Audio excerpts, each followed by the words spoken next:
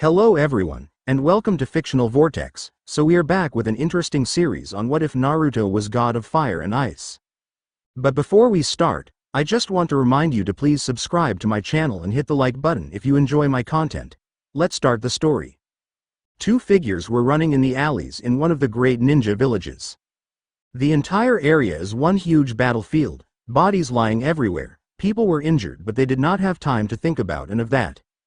The two just fought and killed all those that stood in their way as they continued running. It was war at its finest, a rebellious tyrant ruling over the country with an iron fist, exterminating those with tainted blood led one side while the opposing side was led by one of those with tainted blood. She was fairly young, only in her 20s, but with her charisma and power she managed to amass an entire army enough to stand against the evil tyrant.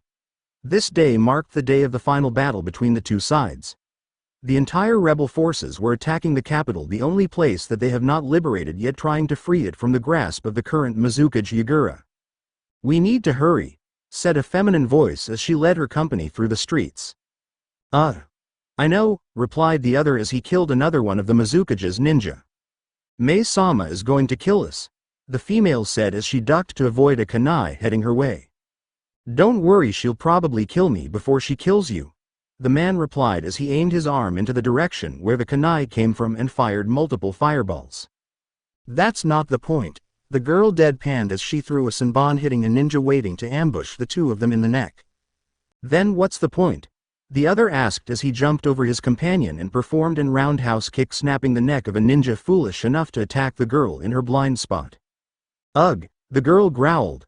"Let's just hurry up," she said as the two continued running.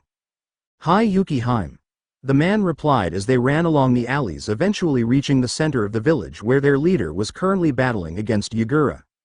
The two made it in time to see their leader Mei standing there firing globs of magma at a childlike man holding a staff. "So that's the Mizukage Yagura, huh?"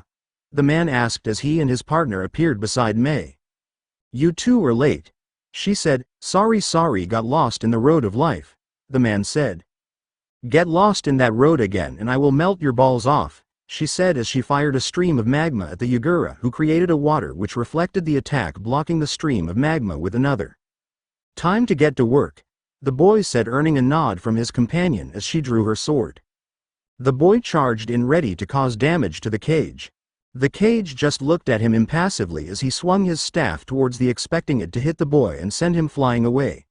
The boy grinned as he simply held into the staff, jumped over it and kicked the cage in the shoulder, pushing the cage back by a bit. "Oh," was all the cage said before he was forced to move from his spot just as giant spikes of ice appeared from underground, aiming to impale him. "More of the demon blood?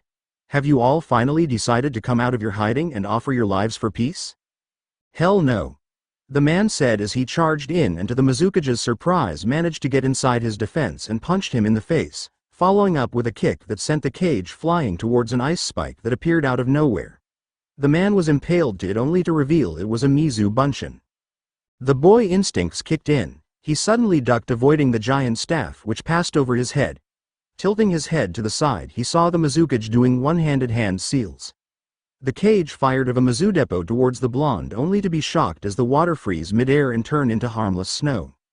The cage then sidestepped to avoid a sword swing aimed for his head.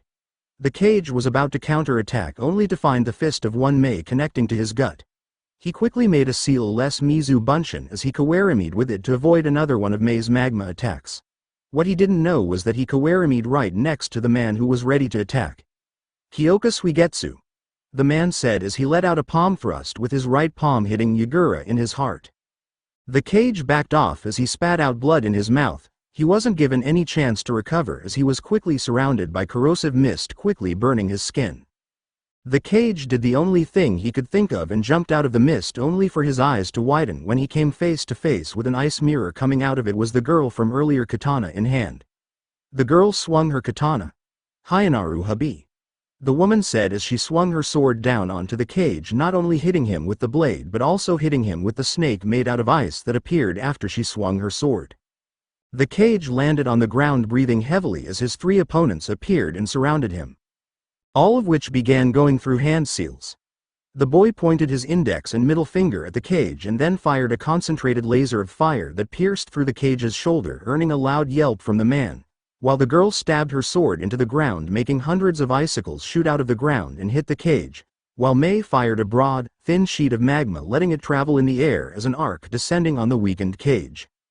"I see," the man said as he narrowed his eyes and looked closely at one of his attackers' appearance. It was a young man with black hair and 6 whisker-like marks on his face. He was not wearing a shirt despite the cold weather of Kiri, fingerless opera-length black gloves wrapped in studded brown leather straps, baggy black pants, and red-brown sandals. He looked closely at the boy's shoulders and spotted 7 kanjis of different names tattooed in. Before the lava or icicles could hit the cage, roared out as a red cloak of charka with 2 tails appeared and protected him from the attacks. "Oh, I'm extremely sorry for underestimating you," the cage said as he disappeared with a burst of speed and reappeared in the middle of the 3 ninjas. "I did not expect that I was currently fighting the Hiryu, who is also called the 8th Sword of the Mist, and judging from your companion, she must be the Fubuki, wielder of the Ensui," he said as the 3 moved away, not wanting to experience the full brunt of an attack from a Jinchuriki. "With Terumi Mei by your side, I'm afraid I can't play around anymore," the man said as another red bubbly tail appeared in his cloak of chakra. "Do you have any last words?" the cage said as all his wounds have been fully healed by his biju. The 3 just got into their respective stances as the cage smirked. "And so begins the battle that will decide the future of Kirigakure." "Cold, it's so cold," said a boy who was around 5 or 5.5 with black hair and blue eyes as his body failed to move without causing him great amounts of pain. He didn't know where he was, but he felt the chilling water surrounding him making contact with his wounded skin. "Ji-san, Inu ni, Neko ne, Weasel ni, help," the raven-haired boy pleaded in tears as his body continued to flow down the ice-cold river. He didn't know what happened or how he got here. The last thing the boy remembered was the old man with funny robes, his Gigi, telling him to stay safe and out of trouble. The old man told him something about having to leave the village for a while to go meet up with another man with funny robes from the land of the winds, or was it clouds? A day after, the old man told him that the boy watched as the old man left the village accompanied by Inu ni and Neko ne. Remembering that scene brought tears to the boy's eyes. He remembered them, the 3 figures telling him to stay safe and take care. Their retreating figure as the sun shined on them, 3 of the only people among a village of thousands who cared for him and protected him. As he saw the figures back, he reached out, extending his arm as if to get a hold of them, only for his world to turn dark. The boy woke up, his vision still gone. He tried to look around only to hear muffled voice coming from all directions. He didn't know who started it, but next thing he knew was that he was getting punched. He yelled in pain and asked them to stop, but it didn't end. It just got worse when he begged. He felt his bones snap, only for them to heal and then get quickly snapped again. He felt his body get beaten, stabbed, burned, and electrocuted. He was pretty sure he was going to die. The boy lost consciousness, and when he woke up he felt nothing but the freezing waters that seeped into his still regenerating wounds. "Help," the boy said weakly as he opened his eyes, only to close it immediately as the warm light of the sun was too much for the boy who spent God knows how long in the darkness. The boy opened his eyes once more, this time weakly and slowly as he adjusted to the bright light that was the sun. He looked at it, staring at the bright star the raven-haired boy was captivated by. He tried to lift his arm only to wince in pain. He really wanted to reach out for the bright light amidst the darkness of his life. He ignored the pain as he finally lifted his arm away from the cold waters and reached out for the sun, so near yet so far, so warm yet so cold. He yearned for its heat as tears began flowing from his eyes once more. He was a kid, he didn't know what to do or how to react to the situation. He was cold, he was hurt, he was lost, and he didn't have Gigi with him. He could not do anything except cry. He cried to the retreating figures of his guardians, cried for the pain he was experiencing, cried for the loneliness, cried for the sorrow, cried for the hunger creeping up within him, cried for the cold that was enveloping him. The boy continued to cry until tears stopped flowing. His body, although healing, was already too numb. The boy felt sleepy, he felt tired, and he felt the need to close his eyes. The raven-haired boy looked up to the now flickering view of the sun as he slowly closed his eyes. A girl around the same age as the boy was out with her mother picking herbs by the river. They were going to collect these herbs and make some medicine which her dad would later sell for some ryo. She was wearing a small white kimono, patterned with white lilies, with a yellow obi. The girl was holding a small basket filled to the brim with a bunch of herbs she already picked up. The girl got closer to the river as she picked up some more herbs. She suddenly stopped when she saw a mop of black hair in the side of her eye. She turned her head and gasped as she saw a boy her age, flowing down the river. He looked injured and was really pale. The girl dropped the basket as she went to the river. The river wasn't that deep. The water was only going up to her stomach. It was cold, but she has no problem with it. She held to the boy's arm and with all her strength began pulling him out of the river. The girl eventually managed to drag the cold wet body out to off the river as she began thinking about what her mother thought her. She placed her ear near the boy's chest and was trying to find any signs if the boy was alive. Silence. She wasn't hearing anything. She continued trying to listen further. Lub dub. The girl finally heard after a few more minutes of searching. The girl lifted herself of the boy's chest and was quite surprised to see the boy's eyes opened a bit looking at her. Tenshi? The boy asked weakly, looking at the one light in a world of darkness. The girl blushed, shaking her head rapidly before she looked down and thought that the boy lost consciousness again. She immediately stood up as she called for her mother, not noticing those blue eyes from those half-lidded eyes still staring at her retreating figure before his world turned dark once more. Die die die die die die. Demon brat. Die die die die die die. You don't deserve to live. Die die die die die die. You killed my husband, you killed my brother, you killed my family, you killed my daughter. Die die die die die die. No food for you, demon. Die die die die die die. The boy looked around as the people were beginning to surround him. Die die die die die die. Gigi. The boy yelled out as he looked for his Gigi, only to see the same scene once more. The old man's retreating back and his shadow as he left Konoha, sealing him to his fate. Die die die die die die. Die die die die die die. The voice continued, drowning out the screams of the boy. Ah! The boy screamed out as he opened his eyes and shot out of his bed, hyperventilating. He looked around and found himself in an unfamiliar room. He looked down on himself and saw that he was bandaged all over his body.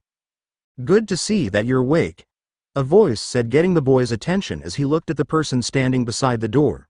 She was probably in her late 20s. She had long black hair and was wearing a simple loose-fitting brown kimono. Naruto stared at her. She looked somewhat familiar, but before he could think about it, his conditioning kicked in and made him run into the corner of the room and held his hands defensively, protecting his chest and head. I'm sorry, don't hurt me, please don't hurt me, the boy said as he was shaking and crying. The woman frowned at the boy's reaction. A boy that young shouldn't act like that. She looked at the mop of black hair in the corner. The woman took a step forward, making the boy shake even more. She slowly approached the corner, only a few steps away, as she lowered herself, sitting in the Seiza position, and looked at the boy. My name is Kuroyuki. May I ask what your name is, boy? The woman asked in a gentle tone. Uzumaki Naruto, the boy said hesitantly. The woman raised an eyebrow at this. If this boy was an Uzumaki, that would explain the condition he was in when her daughter found him. Since the Uzumaki's rejuvenating blood and extended lifespan is one of the more known Kekkei Genkai holders out there, she was pretty sure that the boy was beaten and left half dead by the blood haters, or was about to be sent to one of those camps to be used for labor. She shivered. She should know this since she was secretly a Yuki and knew what happens to those who are caught. Would you mind telling me how you ended up in the river? She asked, still using that gentle tone. I don't know, the boy said, still acting defensively in the corner. The woman decided not to ask anymore, as she could see that the boy wasn't stable at the moment. It's okay for you to stay here for a while, we won't hurt you here. My daughter has really been worried ever since she found you. The woman stood up and turned her back, seeing the boy finally calm down the moment she began to retreat. Stomach grumbling, there was one moment of awkward silence before Kuroyuki turned around and looked at the Naruto. Would you like something to eat? She asked. The boy looked up at her. You would give me food? The woman smiled sadly. Yes, now come along, she said as the boy slowly stood up and approached her. She led the boy to the dining room. There was no one in it. Would you like anything specific to eat? She asked as the boy only shook his head in response. The woman thought about what to cook for a second before she decided to make some miso ramen. She served the hot bowl in front of the boy, getting him to stare at it for a few seconds. Is it really okay for me to eat this? He asked, getting a confused look from Kuroyuki. Why do you ask that? Because people tell me, demons don't deserve to eat, the boy replied. The woman's eyes widened. It was worse than she thought. She immediately approached the boy even though she saw him tense and enveloped him in a warm hug. The Ravenhead's eyes widened as he felt the warm arms around him. There Naruto, you're going to be okay here. No one will call you a monster. No one will hurt you. You will be loved here, so everything would be alright, she said soothingly, making the boy tear up a bit. Thank you, the boy said as he returned the hug. I'm back, Okawa-san, a new voice said as she came into the room. Ah, he's awake, the girl said, getting Naruto's attention. He looked to the voice and saw the familiar-looking person. She looked exactly like her mother and was wearing a plain-looking green shirt and black shorts. Tenshi? The boy asked as he looked at the girl, getting a strange look from Kuroyuki. Haku, she said, smiling. She added, my name is Haku. Hello Haku-san, the boy said as he looked at the pretty girl in front of him, making his cheeks blush up a bit. Haku, would you like to eat something too? I just made some ramen, Kuroyuki said, getting a cheerful nod from her daughter in response. The girl sat beside Naruto as she looked at him. You should eat your ramen, she said in a cheerful tone. It tastes better while it's hot, she said, making the boy nod. Kuroyuki came back to the room, another bowl of hot ramen in hand. She paused for a bit and smiled as she saw her daughter talking to the boy excitedly, and she swore for a second she saw the boy smile. Here's your bowl, Haku, the older Yuki said as she placed the bowl in front of the girl. Haku nodded and took her chopsticks as she started eating the ramen. Naruto stared at her for a second before taking his own chopsticks and started eating the ramen. It was the best thing he tasted his whole life. 2 years later. The past 2 years has been a godsend for the raven-haired Uzumaki. The family was kind to him, even the father Jiro, who met later that day 2 years ago. Naruto, now 7 years old, was wearing a short black loose-fitted kimono lined with red on its sleeves and cuffs, on top a white turtleneck shirt, and blue pants, plus dark navy blue sandals. Naruto is extremely different from what he was like 2 years ago. He was happy, cheerful, and had a generally positive outlook in life. He was also smart for his age, surprising both Jiro and Kuroyuki when he managed to learn about all the different type of herbs in a week. The boy was sponge for knowledge, and Kuroyuki adamantly decided that he should use it for something. At first she directed the boy towards the medical field, but the boy said something about wanting to become a ninja, earning an immediate no from Kuroyuki. However, as he kept begging, Kuroyuki eventually gave in and brought Naruto a book called Chakra Usage for Dummies, which is now the boy's favorite book. He even showed it to Haku a few times and was surprised when she managed to form a snowflake using her chakra. Having heard about how people could do that or killed by people here in Mizu no Kuni, the two decided to keep it a secret. Naruto was playing with Haku in a clearing near their house. Haku hasn't changed that much. She was still bright, beautiful, and cheerful. The two have gotten close over the past 2 years, to a point that Naruto called her Haku-chan, while she called him Naru-kun. They pretty much considered themselves as brother and sister at this point, since it was Haku who managed to break Naruto out of his defensive shivering compulsion that he got when there was adults around or when someone touches him. The two even made an innocent and childish vow to be there with for the other forever and ever, making Kuroyuki and Jiro chuckle as the two unknowingly proposed to each other. Nay, Haku-chan? Said to Haku as the two were playing ninjas. Ya Naru-kun. Don't you think ninjas are cool? The raven-haired boy said while throwing punches, still pretending to be a ninja. They're cool, but I don't really like them. I heard from Okawa-san. They kill people for a living, Haku replied, making Naruto around and look at the young Yuki. I know they kill people, but they're strong. One day I'll become a ninja, the best ninja in the world, so I can protect you, Okawa-san, and Ado-san. I'll protect you all until the last of my Brad Dabbeo, he declared proudly, making the girl blush slightly before chuckling at his weird verbal tick. Plus, if I can become a ninja, I'll be able to free Kiri and become the Mizukage. After that I'll become a hero known throughout the elemental nations. Naruto-kun, what does it mean to be a hero? She asked innocently, making the boy suddenly pause for a moment and give it some thought. I don't know, but I'll swear I'll find out in the future, the boy said as he smiled at Haku. But I do know we'll be heroes one day, he said, earning a surprised look from Haku. We'll be bigger than any of the cages in the nations. We'll do our best to bring peace to the world and prevent any more wars from happening, Dadbeo. I'm sure we will, Naru-kun. The girl replied happily, earning a wide smile from the Naruto. The boy looked up in the sky. It was strangely cloudy today. Nay, Haku-chan, I think it's about time we go home. Okawa-sama might be worried about us now. Hi. Race you there, Haku said as she began running towards their house with Naruto trailing her from behind. After a few minutes of running, the two came to a stop in front of the house as they heard some arguing from the living room.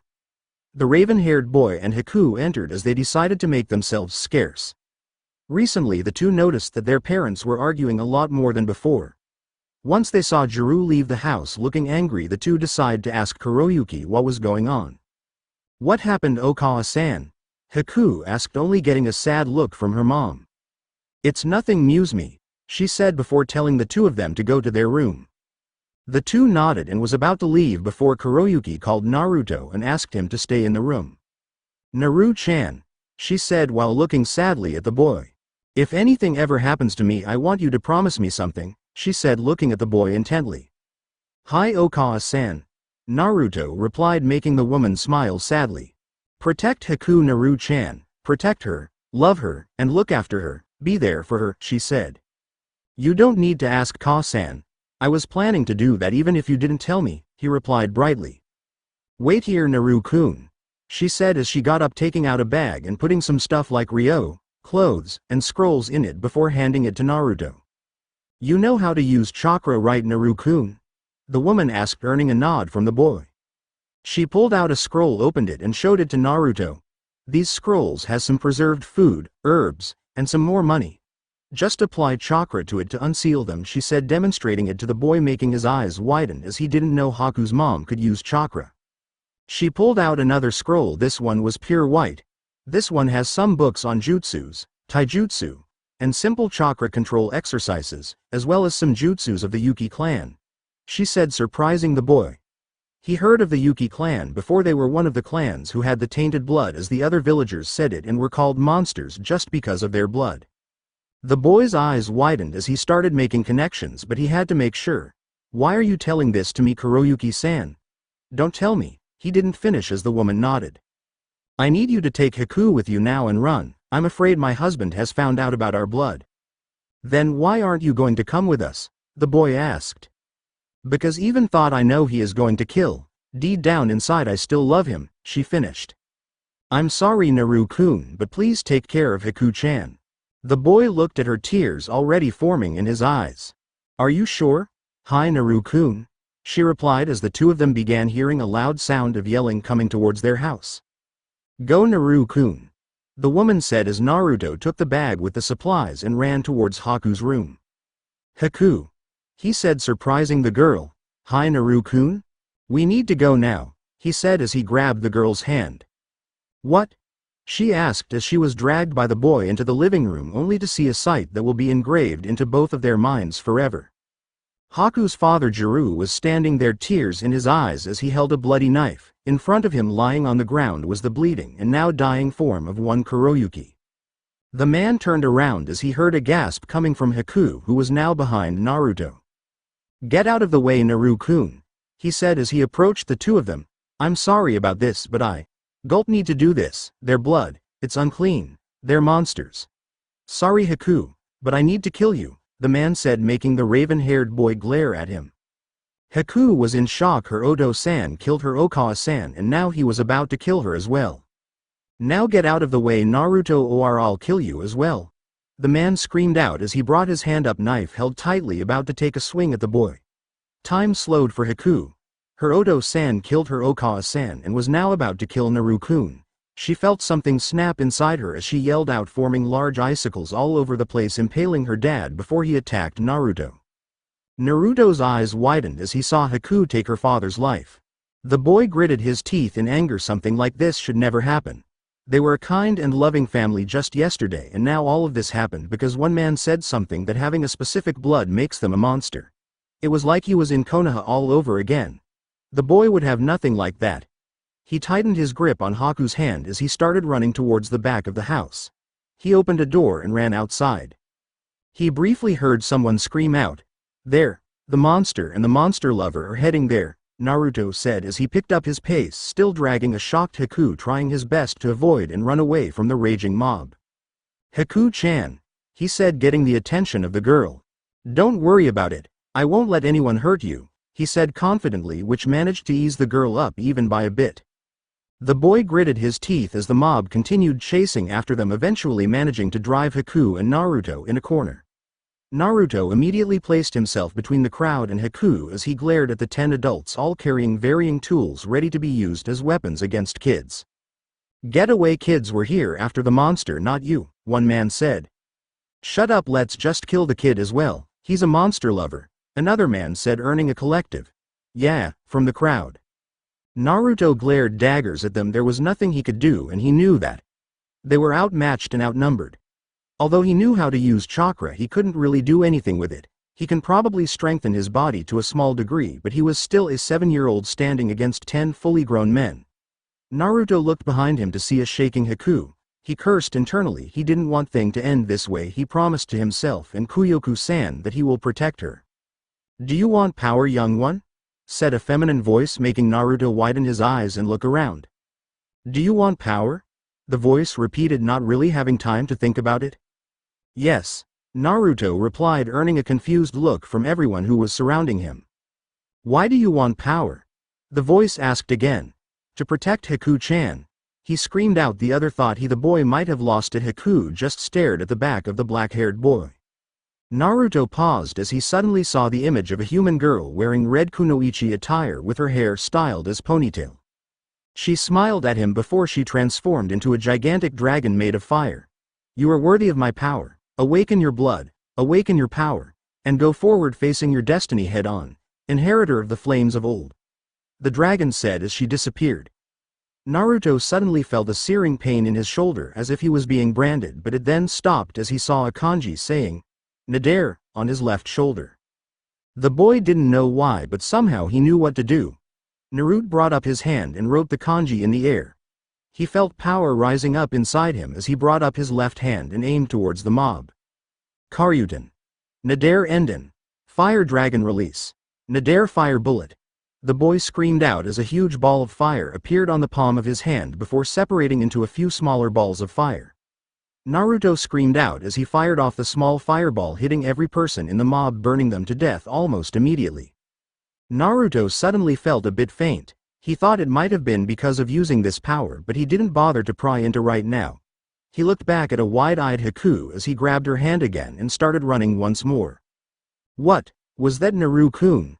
Haku asked, forgetting about the whole getting her parents are dead for a moment. "I don't know, but if it'll help me to protect you, I won't bother asking what it is," the boy said as he looked back at the slightly blushing Haku. "Don't worry, Haku-chan. No matter what happens, I'll protect you. No matter what, that is a promise of a lifetime," the raven-haired boy said as he looked away from Haku and back to the path that they were taking. Haku just stared at his back. She didn't know why, but she just knew Naruto was going to keep his promise in the end. He will really be there for her no matter what. "Thank you, Naru-kun," she said as she hanged on tightly and stared at the one light that was shining brightly in the midst of this dark D. Karyuten. Nadare Dai Enden. Fire Dragon Release. Nadare Great Fire Bullet. Naruto screamed out as he fired a high-speed fireball at makeshift target practices in the form of huge rocks. Tisk. The boy, as he clicked his tongue, the attack was still using too much of his chakra. It was tiring him up faster than it should be. He hasn't really heard from Nadare since she gave him this new power. "One more time," the raven-haired boy said as he fired some more fireballs, depleting his chakra more and more. He needed to get stronger, and since the events that occurred a month ago, he has spent majority of his time, if he wasn't taking care of Haku, training. Push-ups, sit-ups, squats, curls-ups, running, and any worthwhile physical conditioning exercise that he could have thought of. Those books inside the scrolls that Kuroyuki left for him and Haku were also pretty useful. He managed to get a grasp on how to actually use his chakra, but after a few tries he found out that his control was absolutely crap. The boy sighed as he saw his attack still used up too much of his chakra. One more, Naruto said as he fired. This time instead of firing one fireball he fired off multiple fireballs in rapid succession, hitting a good amount of the targets. Huh? Naruto thought as he tried the attack again, firing small flames in rapid fire.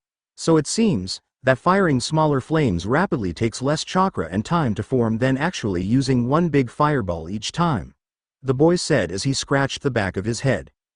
Naru-kun, said Haku coming from behind Naruto, calling him out. Naruto turned around to see Haku holding a basket filled with food. Hi Haku-chan.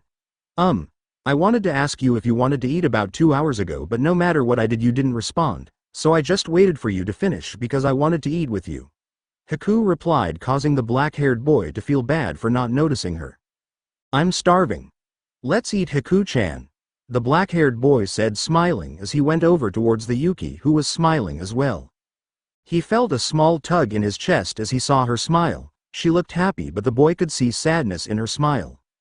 It seems that she wasn't fully over what happened yet. The boy let out an unheard sigh. Naruto spent the first week of their travels doing nothing but taking care of an almost catatonic Haku. Like she did for him those 2 years ago, Naruto spent the entire week trying to convince her to eat and telling her it wasn't her fault and everything would be alright. She really didn't respond that much, but when she heard him blaming himself for what happened, Haku snapped out of her depression and told him with tears flowing out of her eyes that it wasn't his fault. From that point on, Haku acted a bit happier, but her smiles were forced and made Naruto frown. The second week was much like the first, but Naruto started his training regimen, which to his surprise was also done by Haku, who said she wanted to get stronger as well.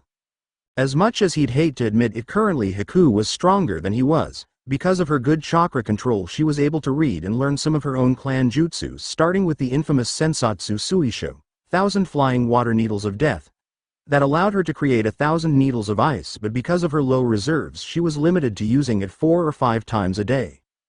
She and Naruto tried sparring with her using the technique, and it was safe to say that the result ended up with both of them crying. One in pain, while the other in guilt for hurting the raven-haired boy. The last 2 weeks have been the same as the second. It was spent mostly on training, reading scrolls, and sparring, much to the ire of the black-haired boy who got his butt whooped one too many times. In terms of hand-to-hand combat he can easily beat Haku, but she was infuriatingly faster than him, so most of the time he had to stick to the defensive. Stamina-wise, though Naruto was a god, he found himself rarely tired when Haku was already to the point of fainting in exhaustion, a fact that the boy made so much fun about but quickly shut up when the girl glared at him. So where are we going now, Naru-kun? Asked the last Yuki. I don't really know, Haku-chan, but we need to get some supplies soon, he said as he looked at their rations to find that it'll only last them a few days.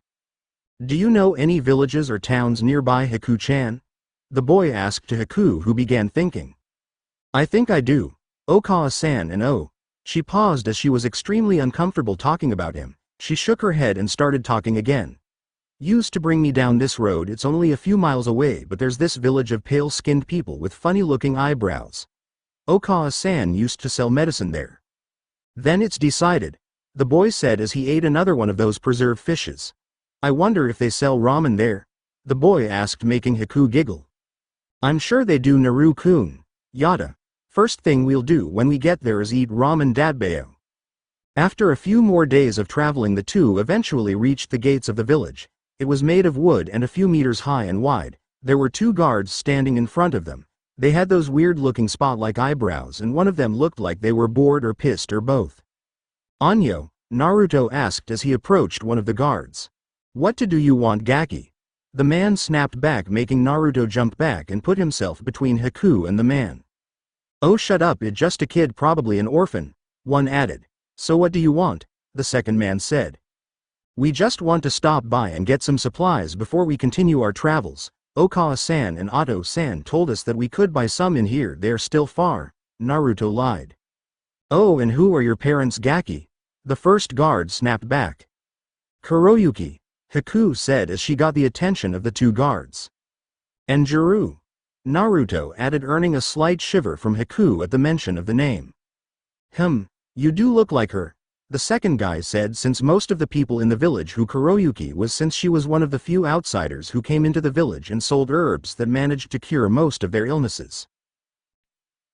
The first man said he was really bored and wanted to attack something. The kid standing in front of him was who he was planning to vent on, but after finding out who the children's mom was made him back off. "So where are your parents now then?" the commer guard asked. "They are a few miles away. There was problem with the caravan we were using, so Oto-san stopped and is trying to fix the problem with Okawa-san," Naruto said, getting a nod from the guard. "Currently there are only a few people in the village since they are preparing for something, and are out of the village. There are still a few shops open right now, so after stocking up I suggest you two leave immediately," the second guard said as he opened the gates for the two kids. "Arigato ni-san," the black-haired boy said as he walked towards the gates. "Arigato," Haku said, taking a small bow before following after the boy. "Wow, I didn't know Okawa-san was well known," Naruto said as he and Haku went into the village. "I didn't know as well," Haku replied as the two looked around the village. The houses were made of wood, plainly colored but looked rough and old. There were signs of battle of scuffles everywhere, but it looked natural as if fitting the place perfectly. "Nay Haku-chan, let's go buy some supplies before we start exploring," Naruto said, a bit excited to look around the new area. "Hi," Haku replied as they went inside one of the still open shops and began buying supplies. After 20 minutes the two came out with bag full of supplies, enough to last them another 1 or 2 months at the cost of all their remaining ryo. Thanks to the books Kuroyuki gave them, Naruto managed to learn a bit about sealing, so he managed to seal all the stuff in a scroll. "Nay, so what do we do now, Naru-kun?" Haku asked, looking at the young Uzumaki. From what the guards said there are only a few people here, so why don't we go in their houses and look for stuff that can help us in our travels," Naruto said. "But, that isn't right, Naru-kun. That's stealing. We're out of money, Haku-chan, and I don't see anyone willing to give 2 7-year-old kids a job." He paused a bit to think. "I know, Haku-chan, you just stay here, I'll go around the houses," Naruto said as he was about to walk away until he felt a small tug in the sleeve of his kimono. "I'm going with you, don't leave me," the girl said. "Okay then, let's go Ibeo," Naruto said as the two began going through houses. The first house they went inside to was empty, so the two managed to look around and find a few hundred ryos which the raven had pocketed. The second house was a bit better for the boy's opinion based on the stuff that was scattered around. It belonged to a ninja. Naruto laughed at how stupid it was for this ninja to leave his house without booby-trapping it, which earned him a bonk to the head from Haku telling him not to jinx it. Naruto and Haku managed to find a few more books about chakra control and simple jutsus in the house, along with some weapons, kunais and shurikens, which Naruto immediately sealed, along with some senbons which attracted Haku for some reason. After ransacking the ninja's house, the two decided to go to their third house. This one was much like the second. It had some more ninja stuff which the two immediately took. But unlike the second house, this one had a basement. Letting curiosity get a hold of them, the two went down the house and found a small door at the bottom leading to a dark and musty room. Taking a gulp of air, Naruto slowly opened the unguarded door which led them to a long corridor. Pav change in one of the rooms in the basement that the two children were now exploring sat a boy. A boy only 2 years older than them. He was currently chained up inside the room. Little light seeps into the extremely dusty room. The room was very foul-smelling, damp and dirty, yet he boy still sat there. He was still being fed and kept healthy, but he wasn't really allowed to do anything but either wait in this dark room until he is freed to kill people before eventually getting locked back in this dark room. He was lonely. Ever since his special abilities began manifesting themselves, his parents abandoned him into this fate. He was given to their barbaric leader and was immediately chained up and used as a weapon. That was what they called him, a weapon, a monster. Yet the people knew, despite what they said, the happiness of their barbaric ways relied in this one boy's misery. He was the one who will lead them into the battlefields and bring forth a better future, but will eventually be disposed of after the great battle like weapons that have lost their purpose. From time to time people actually visited them with their children in tow. They pointed at me and told them that I was a monster. I was not human, I was a weapon. The boy shook his head. He had enough of those thoughts. He ran out of tears long ago. He began concentrating more at the task at hand. He was using one of his bones to draw some pictures in the ground. He drew pictures of a loving family surrounding him, of friends that will have his back, of the warm and bright sun that he wanted to see once more. He coughed. He wasn't feeling that well and he didn't know why. He tried asking some guards before, but they shrugged and just told him to suck it up. He began drawing once more, hearing a small amount of noises coming from outside the room. They must want me to kill something again, the boy thought as he resigned to his fate and looked at the now opening door. His eyes closed for a moment as a bright light entered the room, and there he saw them for the first time, two figures of light that stood out amidst this dark world. Hello? Naruto asked as Hello looked at the pale boy with white hair. Hello? Haku asked as she looked at the boy as well. Who are you? The boy asked as he looked at his two new visitors. I'm Uzumaki Naruto, the raven-haired boy said with bright smile on his face. I'm Haku, the girl said in a gentle tone as she took a small bow. Who are you, Ni-san? And what are you doing locked up in this room? I'm Kimimaro, the boy replied as he looked at the two. I'm locked up here because he paused, taking a gulp. A monster, a weapon. I am not human, the boy replied sadly. He heard two gasps coming from the door and felt that they tensed up as well. Please leave if you don't want to get hurt. Children shouldn't be with monsters, Kimimaro said as he began drawing once more. You're not a monster, the boy replied, making Kimimaro stop his drawing. Huh? The white-haired boy asked, since it was the first time someone told him he wasn't a monster. I said you're not a monster. You're a kid just like me and Haku-chan here, the boy said once more. Yes, I am a monster, the man said as he showed his ability by pulling out a piece of bone in his body and holding it like a sword in front of the two kids. See, that's so cool, the black-haired boy said. Ni-san, how did you do that? Can you teach me how to do that? That was so awesome. Teach me please, the boy said, surprising and confusing the white-haired boy. Huh? Why aren't you afraid? He said, looking at the boy. It's because it looks cool, said the girl, answering for Naruto as she looked at the bone. Why? Because you are not a monster, the boy in front of him answered with all seriousness. The people who locked you up here are the monsters, Kimimaro-san, the boy added, looking at the shocked Kaguya straight in the eyes. Kimimaro looked at them. Those eyes held the same pain as he did, yet showed the conviction of not giving up and fighting against it. You see, Kimi-san, me and Haku-chan here have also been called monsters, the boy said, surprising Kimimaro yet again. I don't believe you, the pale boy asked, only to gasp when he saw a fireball forming in the Ravenhead's hand and a ball of ice of the girl's. Well, as you can see, people like us with powers like these aren't seen kindly in these areas, the young Uzumaki said as dispelled the fire and began to scratch the back of his head. He then looked at the still wide-eyed white boy. Nay? Kimi-san, would you like to be our friend and come with us? The boy asked, surprising both Haku and Kimimaro. Naru-kun? Haku asked as she looked at Naruto. He's just like us, Haku-chan. He's hated, treated like he's not human. We're really just wandering around without purpose, Haku-chan, but now I see the first thing we can do so we could be heroes. During our travels we'll save as much of people as we can, said the boy in a childish way, earning a chuckle from Haku and a strange look from the boy. So would you like to come with us, Kimi-san? The boy asked as he extended his hand towards the still chained up boy. Why would you want to save a monster like me? The boy asked once more. Because that's what heroes do, the boy said happily. Kimimaro looked at the boy. He looked intently, trying his best to judge his character, and there was not even a small shred of falsehood and insincerity in his voice. It was just pure confidence and honesty. That before he knew it, he extended his hand and muttered the words that he will never regret, come to regret. Please save me, let me come with you, he said, making the two kids smile. Do you know where the keys are? Asked the girl, to which the young Kaguya nodded. I've overheard the people say that it was kept in the room next to this one, he answered as the black-haired boy darted out of the room, leaving him and the girl alone. Your friend is unique, the Kaguya said, earning a chuckle from the Yuki. I know, and I wouldn't have him any other way, she said as Naruto came into the room, keys in hand, and began unlocking the chains that held the boy. Nice to have you with us, Kimi-san, Haku said as she approached the boy and helped his shaking form up. Is there anything in the other rooms that belongs to you that we could take with us? The raven-haired boy asked. There are some weapons and a few scrolls belonging to my clan a few rooms away, he said, getting a nod from the boy. Wait here with Haku-chan, Kimi-san, I'll go to the room and take the stuff for you. Wait! The white-haired boy screamed, making Naruto stop on his tracks.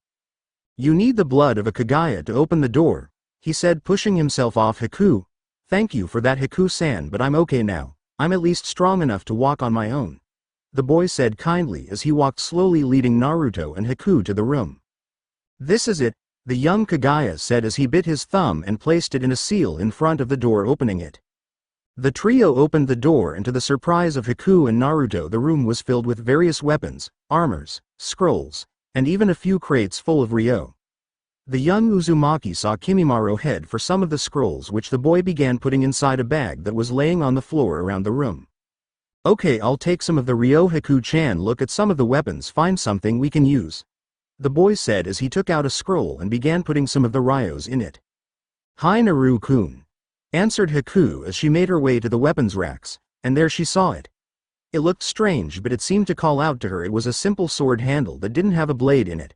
She took it and looked at it for a while. It wasn't that heavy, in fact it was really light. It has a blue sphere in the bottom of its handle that had a kanji that she couldn't read, while at the opposite end was a blunt edge. 2. "Hey Haku-chan, Haku-chan," she heard Naruto say as she looked around and found the two boys looking strangely at her. "I've been calling you for the past 5 minutes. You were just standing there not responding," the boy added. "I'm sorry, I was just thinking about something," she said as she pocketed the blade. "Okay Haku-chan," the boy said as he turned around and looked at the older boy. "Ready to go, Kimi-san?" "Yes Uzumaki-san," the white-haired boy said. "Nope, call me Naruto and drop the san," he said, smiling, earning a small smile from the Kaguya. "Okay Naruto-san. You close enough," Naruto said as he signaled for the three of them to leave. The three left the house and snuck around, evading as much people as they possibly could. Naruto was glad that there weren't that many people in the village, otherwise they'd have a really hard time of moving around with Kimimaro with them. "Nay Kimi-san?" the boy asked, getting the attention of Kimimaro. "Yes Naruto-san. Do you know any exits from this village aside from the main gate?" Yes, we could sneak into the forest to the west of town, but we need to be careful. There is a few guards patrolling that area," the Kaguya said, trying to recall what he saw when he was allowed to be free. "Okay, then here's the plan," the boy said as he huddled up with Haku and Kimimaro. "Kimi-san, are you good in fighting?" the boy asked as he looked at the Kaguya. "I'm decent," Kimimaro said, not wanting to scare of his new friends with his abilities. "Well then we'll just sneak out through the forest, and if we get caught, me and Kimi-san will fight them off while you run away Haku," he said, making the last Yuki pout and look at him. "You seem to be forgetting who won more times in our spars, Naru-kun," she said, saying his name with a bit of dread, making the black-haired boy shiver. "So you'll let me fight too, right?" she said with a sickly sweet voice. Naruto at that moment, for some bizarre reason, felt the collective will of millions of men screaming at him, telling him to give in to her demands or suffer pain beyond anything that he could imagine. Taking the gulp, the black-haired boy nodded, agreeing to her request and making the million voices cheer for his safety. What the hell just happened, Naruto thought as he looked at Haku and Kimimaro. "Okay, then lead the way Kimi-san," Naruto said, earning a nod from Kimimaro, who ran towards the forest. The three spent about half an hour running their way through the woods. They were almost out of the town until Naruto heard a whirling sound cutting through the air. "Get down," Naruto said as he pushed Haku down in the ground while Kimimaro ducked as well. Naruto looked in front of him and saw a few shurikens embedded on the tree. He looked back at the direction of where the sound came from and saw the mean guard from earlier with two others that were slowly walking their way. Well, look what we have here," the man from earlier said as he looked at the scene. "Two soon-to-be-dead Gakis and the monster." Ha, so we got ourselves some monster lovers here, don't we?" another man said as he took out a kunai. "Oh boy, I wanted to kill something. Can I kill the little girl? Can I? Asked the other man. "Do whatever you want, you sick freak," said the guard from earlier. "Yay," the man screamed childishly as he began walking towards Haku, making the girl take a step back. "Kimi-san," Naruto said as he walked in front of Haku, kunai already in his hand. "Hi," the boy said as he stood beside Naruto, two bones protruding from his palms. "Oh, look at that, the Gaki and the monster trying to act like they're heroes. Go get them," the guard from earlier said as his two companions charged in. Naruto gulped. This was his first time fighting a ninja, and he knew if this guy has been one for long, then he was easily outclassed. His only real chance of winning was if the man underestimated him, a fact that Naruto was willing to take advantage of. Naruto took the kunai in his hand and threw it at the man who wanted to kill Haku. Predictably, the man just dodged it. Before running towards the kneeing him in the gut before punching him in the face a few times, busting up the boy's nose and lips. The man then grabbed him by his hair and pulled him up into the air. Kimimaro was about to go help his new friend but was blocked by the other ninja who came to attack him. Gritting his teeth, the Kagaya began dancing around, doing his best to incapacitate his opponent as quickly as possible. "Well, I guess I do need an appetizer before I go to the main course," the man said as he took out a kunai and was about to stab Naruto, only for the boy to write some weird kanjis in the air and place his palm of the psychopath's stomach. Karyutan. Nadir Enden. Fire Dragon Release. Nadir Fire Bullet.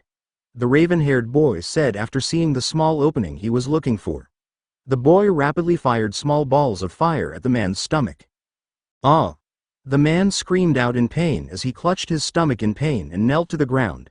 The man looked up to the boy in rage only to stop as he spotted a huge fireball aimed directly at his face. "Eat this." Karyutan. Nadir Dai Enden. Fire Dragon Release. Nadir Huge Fire Bullet. Naruto said as he fired off the blazing hot ball at the man's face, killing him almost immediately. Yanagi no Mai. Dance of the Willow. He heard from Kimimaro as he turned around just in time to his new friend dispatch the man with ease by dancing around him and stabbing plus slashing him in the body with the bone protruding his palms, elbows, and shoulders. "Good job, Kimi-san," Naruto said as he spat out some blood to the ground.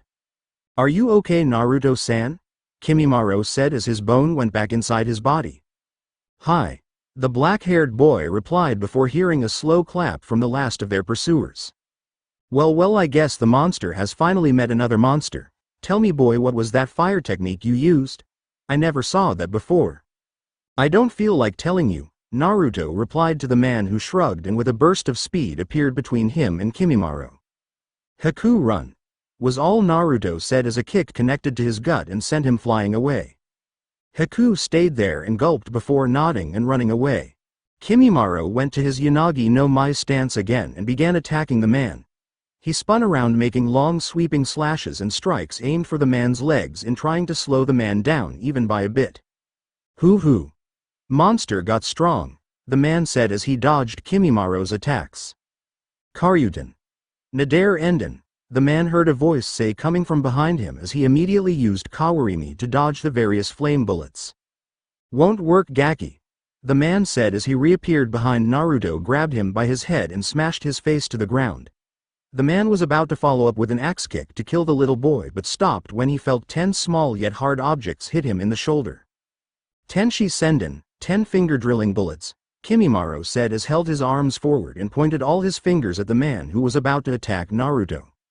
"I won't let you hurt him anymore," the Kagaya said as he fired some more bullets which the man evaded this time.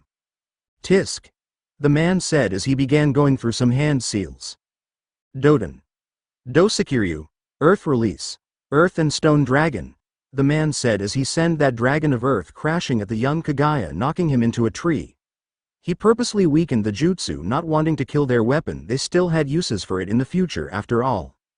"Well, time to end," was all he could say before he felt various stabbing wounds all over his body. "What the hell?"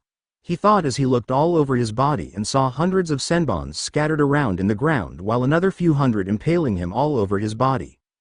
"I'm sorry, Ninja-san," came a feminine voice as he looked behind and spotted the girl who he thought ran earlier.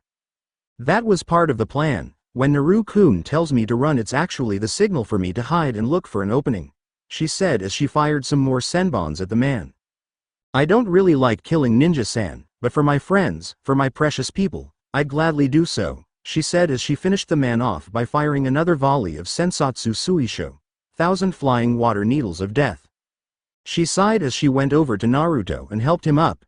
She was not surprised to see that, like always, the boy was already beginning to heal. "Thanks, Haku-chan," the boy said as he stood up groggily, "but put me down. You should help Kimi-san instead. He got hit harder than I did," he said as Haku made her way to the Kagaya and began shaking him, bringing the kid back for unconsciousness. "You okay, Kimi?"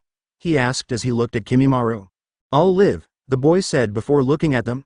"Do you guys by any chance have some milk? I really want to drink some." he followed, only getting a strange look from the raven-haired boy while Haku unsealed a bottle from one of their many scrolls. "Here, Kimi-kun," Haku said as she handed the bottle to the boy, who immediately downed it in one gulp. "Feeling better now?" the Kaguya said, earning a sweat drop from both the black-haired boy and Haku. "So where are we going now?" Kimimaro asked as he looked at Naruto. "Nowhere really," the boy said, smiling. "Let's just travel while training around Mizu for a while and see if we can help some people along the way." "Well, wherever you go I'd gladly follow you," the young Kaguya said, smiling. Haku smiled at the boy. "Glad to have you with us," she said as she hugged the Kaguya. Naruto said, getting the attention of both of his friends. "Since we're traveling around and going out of our name helping people, we need a name that will stand for our ideals, a name that will show the world that we are in fact heroes," the boy said, childishly, earning sweat drops from Haku and Kimimaro. "As the leader of this group I now name as the Super Ramen Busters," the boy said proudly. "Who made you the leader?" Haku asked, making the boy face fault. "Naruto-san, I hate to say this but your naming sense sucks," the Kaguya added. "Then you two think of a better name." "Dango Ball Z Warriors," Haku replied. "Milky Wave," Kimimaro said. The boy just laughed at the names they thought of. "You guys suck as bad as me in naming things," he said as he began to walk away, making his two companions chase after him. The group of three walked away, arguing, laughing, and messing around with no real direction in mind, and the three wouldn't have it any other way. The boy was dreaming of events that occurred long ago, time long forgotten. He was dreaming of the flames of the old, the flames of the first, the flame that light the path. There stood in the meadow of some ancient land a familiar-looking girl. She was young, around 5 or 6. She was training to be strong, training to be a ninja. She was a girl who used flames like he did. She was also free-spirited, kind, and gentle. With her powers over the flames, he watched her grow up and lead her people to glory.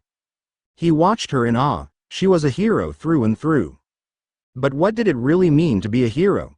He thought to himself as he continued watching her life unfold. She was now a beautiful woman, blue hair tied into a ponytail, wearing red kunoichi attire. "Nadare," he said in shock as he looked at the woman closely. Was this her life? He thought as he continued watching her success, her failures, her happiness, her sadness, her life, and her death. She and her closest allies stood in a field outnumbered 10-1. She knew this battle was hopeless. She knew they were all going to die if not for someone sacrificing themselves as the rest escaped. She closed her eyes and gave her last orders to a young man beside her. He was wearing black ninja clothes and has spiky black hair. He couldn't hear the boy's name, but she told him that he will be the next to lead. With that, she stood up and charged towards her enemies. There were multiple fireballs forming around her as she did her best to buy time. She held her ground for hours, 1 against 100, taking out at least 70 of them, but eventually she got too tired and injured. She was stabbed from all sides and fell to the enemy's blades and was left for dead. As she was lying on the ground bleeding, she looked up to the bright red sky with tears in her eyes. She still didn't want to die, but she didn't regret dying this way. She only regretted not being there to protect them more, to protect and care for her precious people. So with that, she closed her eyes and welcomed death as her own flames engulfed her, turning her into a magnificent dragon made of flames. She soared to the sky and vanished to the heavens, waiting for a chance, one small chance to be called, to protect once more. "Naru-kun, Naru-kun." "Huh?" the boy said as he opened his eyes and looked at Haku, who was waking him up. "You were crying, Naru-kun." The boy placed his hands on his cheeks and felt that they were wet from his tears. "Were you having a sad dream, Naru-kun?" she asked. "I don't know." "Then why are you crying?" "I don't know, Haku-chan. I don't know," was the blonde's reply before the girl felt it was best not to pry anymore and returned to her sleep. Naruto closed his eyes as he tried to remember his dream. "Why can't I remember it?" he thought as he tried to sleep once more, hoping to see the dream once more.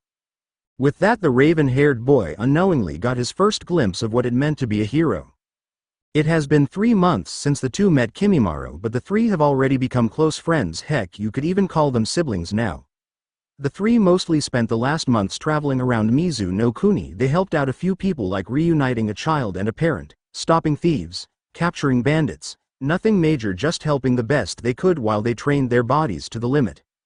Speaking of training with Kimimaro joining the group, Naruto and Haku's taijutsu and reflexes have improved drastically. The two often teamed up to go against the Kagaya, but to date they still haven't beaten him once. Unbeknownst to the two was that Kimimaro was actually finding it harder and harder to actually win after each of their spars. Although the two didn't really notice it, they were improving at an impressive pace. With regards to physical exercise, the three began working out as much as possible. They didn't have any weights, so they stuck to push-ups and sit-ups plus cardio activities to improve their stamina and speed. As for chakra control, Kimimaro taught the basics of water walking. Haku, with her impressive chakra control, managed to actually complete the exercise within a week. While Naruto, with his crappy control, took 2 entire weeks for him to successfully water walk. Ever since mastering the water walking exercise, Kimimaro began sparring with them while using water walking to improve their taijutsu and chakra at the same time. Ninjutsu-wise, Haku learned another jutsu called Hisatsu Hyoso, certain kill ice spears, the very same technique that ended the life of her father. Naruto, on the other hand, really didn't learn anything new. He just continued practicing with Karyudan, Nadare Dai Enden, Fire Dragon Release, Nadare Great Fire Bullet, and Karyudan, Nadare Enden, Fire Dragon Release, Nadare Fire Bullet. But he felt that he was close to a breakthrough in creating a new technique, while Kimimaro just kept practicing his dances and reading some of the Shikatsumiku scrolls that they stole from the Kagaya vault. Around the 4th week, Haku discovered the secret behind the sword she took from the vault. Ensui was a special blade reminiscent of the Raijin no Ken, Sword of the Thunder God. It was usually blunt and bladeless, but once in contact with water it grows into a fine katana whose size can be adjusted by their user. Haku was excited about her new toy and began trying to learn Kenjutsu, but after a small argument she was convinced by both Naruto and Kimimaro to put that on hold until they found someone who could actually teach her how to use it, since the two were afraid that the girl might hurt herself. Currently Naruto, Haku, and Kimimaro were walking towards another town to restock their supplies. The rave-haired boy couldn't help but smirk how lucky they have been to steal a lot of Ryos from the Kagaya clan, and they still had enough to last them for a while. "So are we there yet?" Naruto asked, which got a tick mark from both of his companions. "No, we are not, Naruto-san," replied Kimimaro, who was trying so hard to keep himself calm. Okay then," Naruto said as he continued walking. "Are we there yet?" he asked again. "No, Naru-kun," the Yuki replied. "Are we No, we're not," screamed both Haku and Kimimaro in unison as they looked at the boy who had a wide grin on his face. "It only took me asking that question for 63 times before you two snapped. Honestly, I was expecting more," the boy said as he continued walking before he stopped at the feeling of the key of his that came crashing down on him. "I was just joking, no need for violence," the boy said as his friends approached him, clearly not in the mood. Naruto started running ASAP, only for him to slip and get his face on the ground. He looked closely at the floor and noticed a thin sheet of ice covering it. Not the face?" the blonde asked as Kimimaro took out a bone wheel. Haku pulled out a senbon. "Shit," was the blonde's last words as his friends begun enacting their judgment on the boy. "I said I was sorry," the boy said as he was slightly bruised up. He was a lot worse earlier, but thanks to a certain Biju he's been healing quickly. "Just don't do that again," Haku replied as the group continued walking. "We are almost there," Kimimaro said as he took out a map of Mizu that the group brought a few weeks back. "Good, I wonder if they sell some ramen there. I'm in the mood for some." "You're always in the mood for ramen, Naru-kun," Haku replied as the Kagaya nodded. He has noticed that the boy did have an unhealthy addiction towards that product. "Yeah? Then what about you and Dango, Haku-chan?" he said, making the girl blush. "But Dango are so good," Haku answered as she pouted. "Not as good as ramen," the boy said childishly. Kimimaro sighed. He was already used to this, but it was really weird that both his companions have this habit of defending that type of food they like, as one claims the other is better than the other. The Kagaya really didn't care because for him anything with milk was better than dango or ramen. "Look, there is the town," Kimimaro said as getting the other two's attention as the three were now on top of a hill overlooking the small town. "Yada. Let's go," the raven-haired kid cried out as he ran towards the town, leaving his two companions behind. "Wait, Naru-kun," Haku said as she started running as well. Kimimaro just smiled. The boy was really a bright ball of sunshine. he thought as he ran after the two. Outskirts of the town Pav Change, there was a young girl sitting alone on top of one big rock just outside the city. She was looking up at the bright sky. Why was she always alone? She wondered as she kicked herself off the rock. She has no parents, they've been dead for so long. She has no friends since they called her weird and didn't like her. She didn't have a home since her old house was burned down and she was sent to an orphanage. She didn't have any money, which would explain her old-looking and rag-like clothes. She didn't have love and acceptance, which she yearned for the most. She was actually jealous as she watched other families. She was angry when children took their family's love for granted. If only they knew what it was like to be in her place. They would always cherish their family. She sat down on the ground, her back against the rock, as she began thinking. Lately she noticed that people were looking at her strangely, but she shrugged it off. People always stared at her for some reason. She thought it might be because of her hair color, since it was rare color in Mizu. The girl stretched her arms around as she continued watching the sky. She wanted to leave this place in hopes she could make friends and so, but she didn't really know where to go. Sighing, the girl stood up and dusted herself as she began walking away. "Watch out!" A male voice came from behind her as she turned around just in time to see a black-haired boy with blue eyes and 6 whisker marks running towards her. Time stopped. She couldn't move in time as she saw him lose his footing and slip his face only a few inches away from her. Shu Naruto, and the girl's eyes widened as their lips met. The girl felt heat reach to her face as she pulled back and did whatever it was anyone would do if someone who they didn't know kissed them. She kicked him between the legs, making him crouch, kneed him in the chin, before slapping him in the face and running away blushing. Naruto fell on the ground for the second time of the day in pain. Lucky that his companions weren't there yet, or he would never hear the end of it from Kimimaro, and Haku-chan might kill him if he told her that he kissed a girl even by accident. He didn't know why, but he kind of noticed that lately Haku had a jealous streak if a girl got too close to him, to which she'd always react by scaring the girls away. Naruto laid there in the ground as he looked to his side. He was looking at a rock, but something was different about it. He looked closely as the sun shined down on it. It wasn't a rock, he realized as he saw the light reflected on its surface. It was actually a dark gray crystal.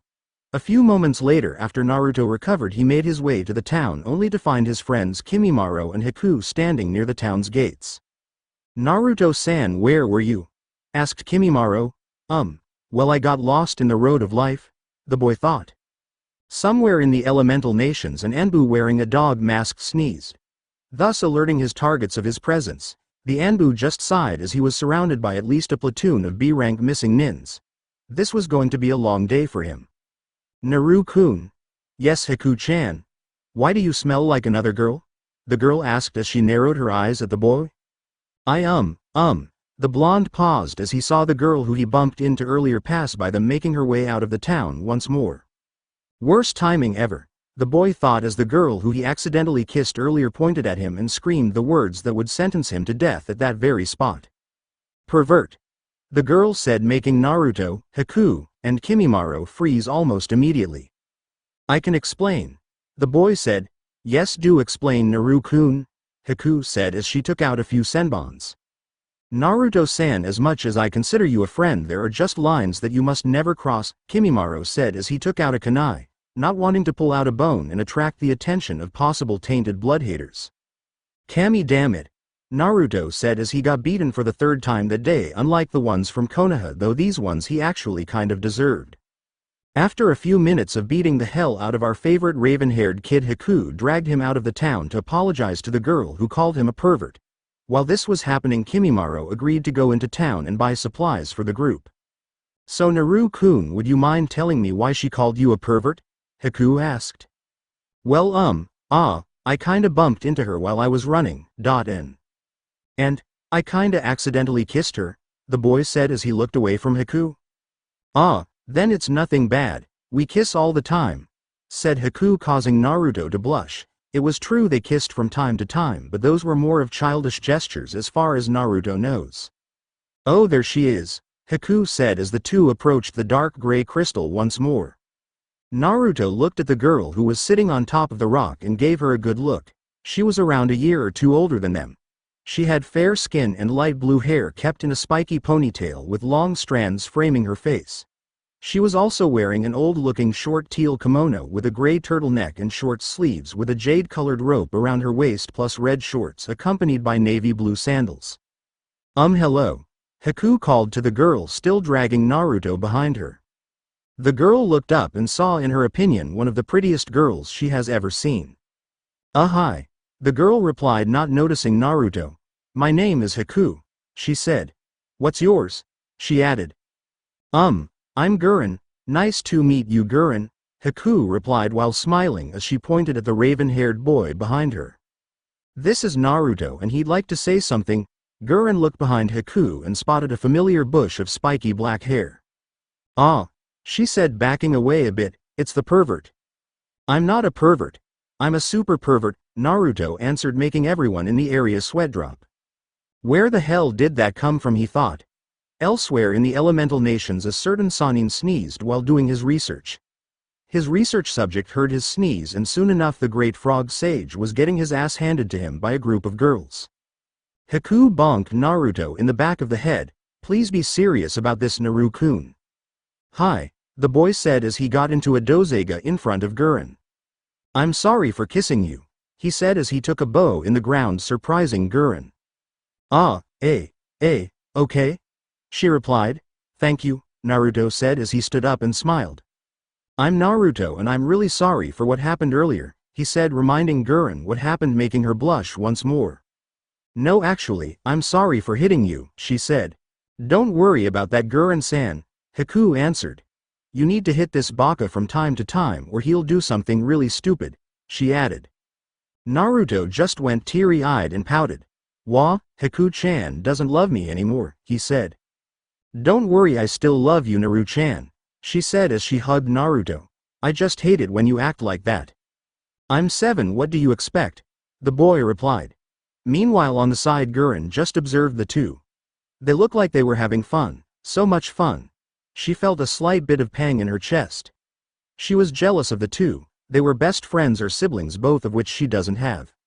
Hey Guren-chan, Naruto said, getting the girl's attention. Hi. Why are you here alone? The boy asked, making the blue-haired girl frown. Because I don't have friends, she said sadly as Naruto looked closely to her. Well then, Haku-chan and I can be your friends if you'd like, Naruto said, surprising the Shoten user. Yeah, we could be friends if you'd like, Haku said as she smiled at Guren. Why? She asked as she looked at the couple. Why not? The boy said, smiling. Then sure, Guren said as she smiled and got off the gray crystal. With Kimimaro just got out of one shop, a bottle of milk in hand. He has just finished buying a bunch of supplies and safely sealed it in a scroll. I wonder where they are, Kimimaro thought as he began drinking from the bottle. The past 6 weeks has been a kami sent for the young Kagaya. He could honestly say that the time he spent in isolation and sadness in the darkness was worth it. If that didn't happen I wouldn't have met them, he further thought as he started walking towards the front gates of the town, but he stopped when he overheard two adults talking. Hey, did you hear? One asked. Hear what? Another replied. Apparently that young girl with spiky blue hair, Guren is one of them. Oh, that little orphan girl with no friends. No wonder she didn't have any. Who knew she was a monster? That's what I said, they say she makes crystals or something like that, but we don't have to worry about it anymore. Why is that? The town council has called for some of the Mizukage's men. Ha, so they're going to send the girl to one of those camps? Yeah, they said they were going to send a few genins and chunins. Who knows, it might be best for the kid, she might finally make friends there. Ha, a monster becoming friends with other monsters, how fitting, the man said, not noticing the last Kagaya smash the bottle of milk in his hands. He ignored the pain of the cuts as he gritted his teeth.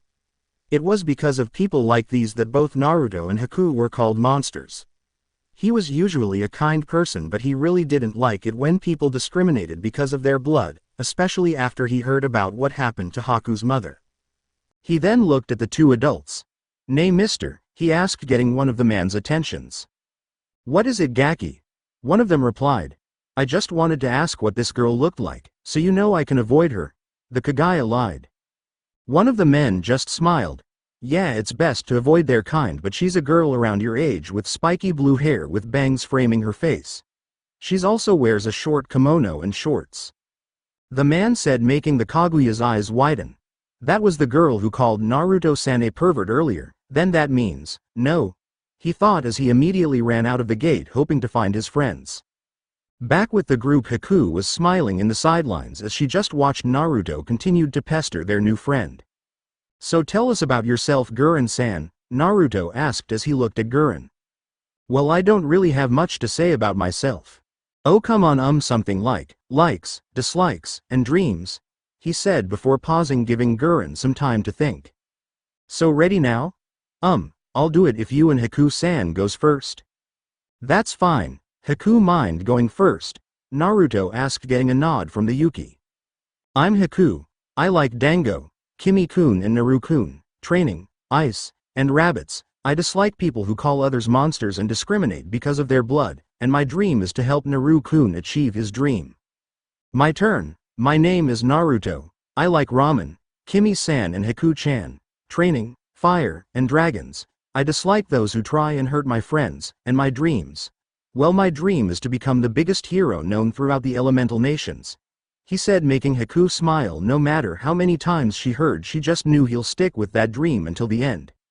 That's a cool dream, Guren said, earning a bright smile from Naruto.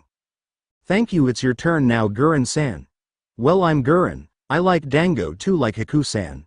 I dislike being, she paused, alone, I guess, and my dream is to, was as far as she went until Naruto tackled her down from the rock. What was duh? She said as she looked at where she was and found a bunch of shurikens sticking where she was sitting at moments ago. Haku? Naruto said with all seriousness as the girl formed senbons from the moisture in the air and hit a young-looking ninja in the neck, knocking the boy out. What the hell? Naruto said as he spotted 3 chunins and 8 genins surrounding them. Well, would you look at that, we came here expecting to find 1 monster, but instead we find 3, a chunin said as he took out a kunai and gave a signal to the others to prepare as well. We can kill the guy but keep the girls alive so we can have some fun on this trip, said another one of chunins. I'd rather not FCK someone with tainted blood who knows what disease I'll get from them. Give them to the genins for all I care. What the hell are you here for? The boy asked as he and Haku got defensively in front of a shocked Guren. Well, we're here to kill a monster, one said, making Naruto and Haku's eyes narrow at him. Yes, we got reports that she's can use shot in a bloodline that allows the user to create crystals, and as per the Mizukage's orders she is either to be killed or put to work in one of the labor camps. So can we resolve this without any of us getting hurt? Naruto asked. A bit too late for that, one shouted as he pointed at the unconscious genin. Too bad, Naruto said as he took out some smoke bombs from his pouch and threw on the ground. Run! He screamed out as he grabbed Guren by the wrist and ran towards a group of 2 genins. Karyutan. Nadir Enden, Fire Dragon Release. Nadir Flame Bullet. The boy silently said as he shot multiple fireballs at the 2 genins, knocking them out. After them, a chunin said as he, the 2 other chunins, and the remaining 6 genins went after the trio. Guren just stared at Naruto and Haku as they ran away, dragging her along. Why? She asked, knowing exactly what happens to those with tainted blood and those who sympathize with them. Because you're our friend, the boy said as he looked back at her and smiled. Got you. One of the chunins screamed out as he jumped towards Naruto and Haku. Dynamic entry. Kimimaro screamed out as he appeared from the side, catching the chunin off guard and kicking him to the face before flipping towards Naruto and Haku. Naruto-san, you really are a magnet for trouble, Kimimaro said as he turned around and shot some bones from his fingers towards the crowd. I second that, Haku said as she threw some ice senbons at them. Hey, I take offense to that, Naruto said as he fired some more flame bullets at the group. Guren's jaw dropped in surprise as she looked at the ragtag bunch of kids. They were using powers like her crystals and they were using it to protect her. She watched them continue firing but kept missing the pursuing nins. She gritted her teeth. She'd really like to help them now, but she didn't really know how to use her powers, yet she hated her weakness. Ah, shit, Naruto said as the group found themselves cornered. Language, Naru-kun, Haku said. Not the time, Haku-chan, Naruto said as he took point with Kimimaro to his left and Haku to his right. Well then, 3 of you against the 9 of us, Why don't you just give up and make it easy for you? One Chunin said. No, answered Naruto. Shame, the Chunin said as the group divided themselves in groups of 3, 1 Chunin and 2 Genins, and attacked the 3 kids. Go, Naruto said as Kimimaro and Haku dashed forward, leaving behind Guren. With Haku. Look at that, boys, we're lucky we have the girl, said the Chunin as the 2 Genins behind him smiled, expecting to have an easy time since they were fighting a girl. Haku just stood back a few feet away from them, ready to throw her senbons at them if needed. There was a short moment of no one actually attacking before the 2 Genins ran out of patience and charged at the Yuki. Slow, she thought, as she really have been used to fighting against Kimimaro, who was way faster than these 2 Genins. Taking out a pair of senbons, she blocked the kunais thrown at her by the 2 Genins before countering by throwing her senbons, precisely hitting one of them in the chest. One down, Haku thought as the Genin fell on the ground unconscious. Gah, you monster! Screamed the remaining Genin as he ran towards Haku. The boy pulled his fist back and attempted to punch the Yuki in the face, only for her to backflip, and while in mid-air threw some more senbons at the now open Genin. Thud! 2 down, Haku thought as she looked at the only remaining person. She gulped. She knew this man was definitely stronger than the other 2, so she couldn't really fight him without wanting to kill the man. Done already? Quite impressive, monster, the man said as he took out a kunai and ran towards Haku. Haku immediately brought out a senbon and blocked his kunai with it. She gritted her teeth. He was stronger than her and was pushing her back. Don't get distracted, the man said as he kneed Haku in the gut and kicked her away. Haku was sent rolling in the ground. As she was rolling and ignoring the pain, she created a few more ice senbons and threw it at the Chunin, hitting the man in the shoulder. Too shallow, Haku thought as she got up. The man pulled out the senbon and snapped it in 2 as he looked at Haku. Is that it? He asked as he charged towards Haku. He's as fast as Kimi-kun, she thought as she ducked and evaded a punch. She tried to sweep the man's legs off the ground, but the man just jumped, grabbed her in the shoulders and threw her a few feet in the air. Oh no, she thought as the man jumped into the air following after her. She quickly made some senbons and threw it at the man. The man just took out a kunai and blocked all the senbons aimed for vital areas. He then threw the kunai at Haku, who was forced to twist her body. Got you, the man thought as he finally reached Haku. No, she thought as she found herself on the end of a flurry of punches from the Chunin, who finished his attack by kicking her back to the ground near Guren. The young Yuki screamed out in pain as her back hit the ground, but she dares not faint. All the training would have been for nothing if she couldn't handle this much. With that, the young Yuki stood up, battered and bleeding, as she stared at the Chunin. Why? Guren thought as she stared at the back of Haku. With Kimimaro. Tsubaki no Mai, Dance of the Camellia, Kimimaro said as he pulled out a bone from his arm and used it as a sword. He began attacking chaotically without any real pattern, confusing the 2 Genins, who were quickly dispatched. "Ha, you're pretty strong, Gaki," said the Chunin as he observed Kimimaro. Kimimaro just held the bone sword in his teeth as he aimed all his 10 fingers at the Chunin. Teshi Senden, 10 finger drilling bullets, he muttered as he shot out a barrage of bones at the man. The bullets passed through the man, who revealing him to be nothing more than a Mizu Bunshin.